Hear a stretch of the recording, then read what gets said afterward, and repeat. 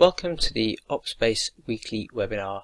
This week we're going to just be recapping on the new release that was made available earlier this week and deep dive into the audit reporting enhancements. There are probably three highlights in this release. The first is what we're calling closed loop auditing, and what we've done here is tightly integrate the relationship between the ops and the issues that were spawned from those ops. And then we've added new reporting features that allow you to see, for example, all of the ops that have associated issues and actions and check on the status of those. We've also added quick reporting so you can see information about whatever you're viewing on screen at present. So for example, if you were looking at a staff record, you might ask yourself, I wonder what ops they've submitted, or I wonder which issues are currently assigned to them.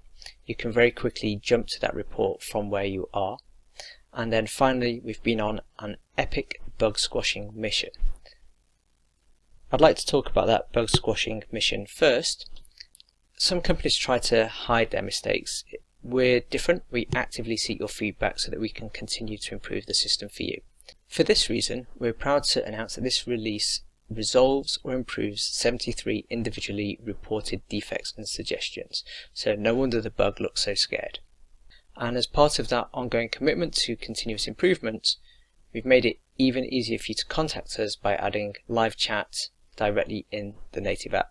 Admittedly, it's a little bit buried at the minute, so you have to click on the More menu and then Preferences. But once in there, you'll see two buttons, Get Help and Contact Support. Get Help will take you to the help files. Contact Support will open up the live chat. Worth mentioning a couple of other buttons you won't have seen before, which are the Get Status and Sync, which can help you to check that you're running the very latest version of the app with all of the latest fixes. Now to talk to you about the quick access reporting I mentioned earlier. If you were on, say, the People screen, and I'm looking at the Staff tab here, Matthew Smith highlighted, if I was to think, I wonder what ops Matt currently has submitted, or I wonder which issues are assigned to him. Click on the three dots, which is the More button, click on View Assigned Issues, and what that will do is load a report so it takes you directly to the issues log with his name as a filter. And what you can see here is then there are 12 new, 2 in progress, 47 closed. That's a good start. But what you can then do if you want to is apply additional filters. So you might want to say, well, actually I'm not really interested in the closed issues, so I'll apply a filter that shows me just new and in progress. And then you might also say, actually I don't really care about all of the ones that are open, I care about the ones which have gone past the deadline that I set. So then you might set an additional filter which shows you only the overdue issues. And once you've got everything just how you want it, maybe added some columns as well to show the data that you want to see, then you can save that as a new report, maybe even add it as a favorite, and that means that you'll be able to access that report very quickly whenever you want. There are a number of places throughout the system where this feature will be found. So the first one is in op definitions. So if you go to Manage Ops, when you're looking at an op definition, you can say show me the entire history for the selected op. Or you can say, show me all of the issues raised while performing this op. If you're on the Places section, which is normally what you would call your sites, you can look at the op history for a particular site, or you can look at all of the issues that are associated with that site. And then finally the People tab, which is where we were a second ago, you can look at all of the ops completed by that person, or all of the issues raised by, assigned to, or owned by that person. Now we're going to talk about audit reporting, and before we do, I think it's worth just highlighting a common workflow. So when you're carrying out your audits, you're asking questions and then you're answering them, and depending on the answer you might consider it to be a pass or a fail, or maybe it's a good answer and a negative answer. And when you have one of those negative answers, you will raise an issue off the back of that, and then there are actions that need to be taken in order to resolve that issue before you can consider that the audit as a whole has been passed, a lot like a car's MOT.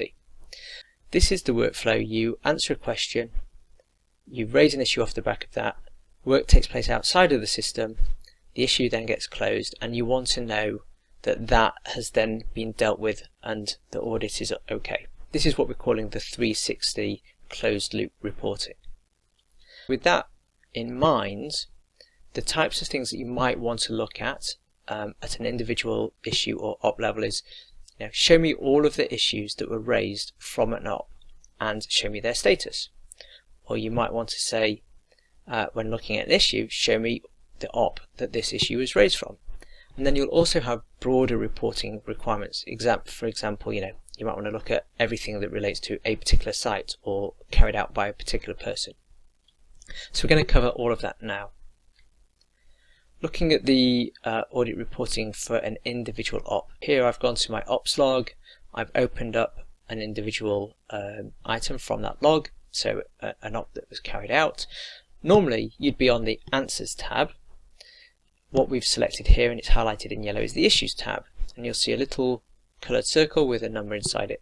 The coloured circle indicates whether it's new, in progress or closed, and the number indicates how many there are of each one. So here we can see there are 6 closed issues. If we are looking at an individual issue, so here we've gone to the Issues log and we've opened up an issue that was raised. If that issue came from an op, you can see the associated op highlighted at the top there, and you can click on that link and it will open up the op and you can go through and look at all of the audit in its entirety. Then if we talk about the broader reporting, so here we're looking at the ops log, what you might want to do is say, well, show me all of the ops that have associated issues and show me the status. So now we've got a new filter, has associated issues, and we've selected yes. And on the right hand side I've also turned on the column that shows me how many issues there are of each type. So we can see the different coloured circles and the number of issues that are in each of those different statuses. If you weren't filtering by a specific op, then what you might want to do is use the Group by Op Definition option. And here it will group things together, so we can see there are 4 allergen audits that have been carried out, 2 staff onboarding checks, 1 housekeeping check. Now if we look at the issue reporting and we look at the issues log, what you might want to do is say, show me all of the issues that have an associated op.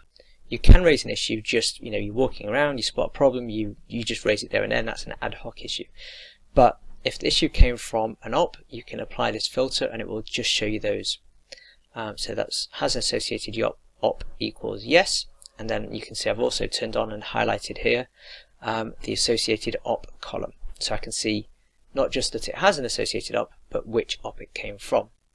And then what you might also want to do is use the new filter by op definition. So if you're only interested in one particular audit, you can select that particular audit and apply that as a filter too. Hopefully these features are going to be useful and enhance the auditing functionality, make it do more of what you want it to do. If you do have any questions about what I've shown you, or if you have any suggestions for further improvements, then we'd love to hear from you, and you can contact us support@opsbase.com. Thank you very much.